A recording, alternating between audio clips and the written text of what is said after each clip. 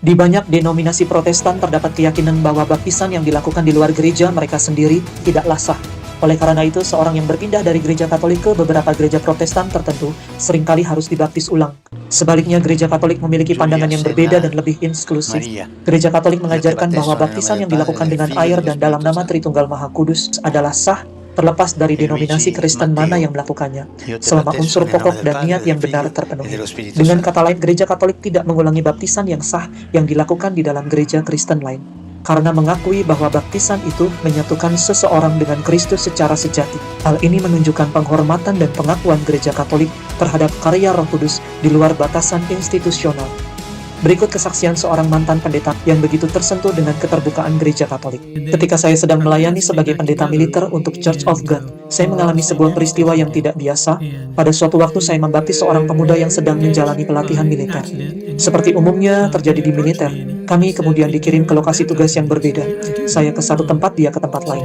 Beberapa waktu kemudian kami bertemu kembali di pangkalan militer yang sama tanpa direncanakan. Kami saling berpapasan.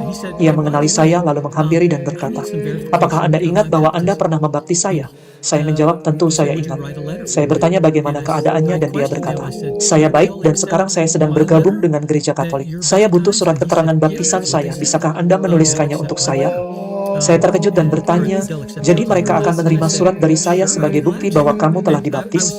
Ia menjawab, "Ya, itu yang mereka katakan." Saya berkata, "Tentu saya akan menuliskannya." Saya cukup heran bahwa gereja Katolik bersedia menerima baptisan yang saya lakukan padahal saya melakukannya sebagai pendeta Protestan. Namun saya juga merasa terhormat karena mereka mengakui baptisan itu sebagai sah, karena saya membaptisnya dalam nama Bapa, Putra, dan Roh Kudus. Beberapa waktu kemudian, ketika saya sendiri memutuskan untuk bergabung dengan gereja Katolik, saya mengalami pengalaman yang serupa. Petugas paroki bertanya, "Apakah Anda dibaptis dalam nama Bapa, Putra, dan Roh Kudus?" Saya menjawab, "Iya." "Kalau begitu, Anda sudah dibaptis, tidak perlu dibaptis ulang." Saya begitu tersentuh oleh penerimaan ini. Bagi saya, ini adalah cermin dari belas kasih, kerendahan hati, dan keterbukaan gereja Katolik yang begitu besar. Dulu saya melihat gereja Katolik sebagai institusi besar yang kaku dan impersonal. Bukan karena saya benci, tapi karena saya tidak mengerti. Namun pengalaman ini membuka mata saya akan sisi personal gereja, gereja yang mengenali karya Allah bahkan di luar dirinya sendiri. Saya juga teringat bagaimana dahulu saya sering melihat umat Katolik membuat tanda salib dan mengucapkan dalam nama Bapa, Putra, dan Roh Kudus. Saya tidak pernah menijeknya, tapi saya juga tidak memahami kedalamannya.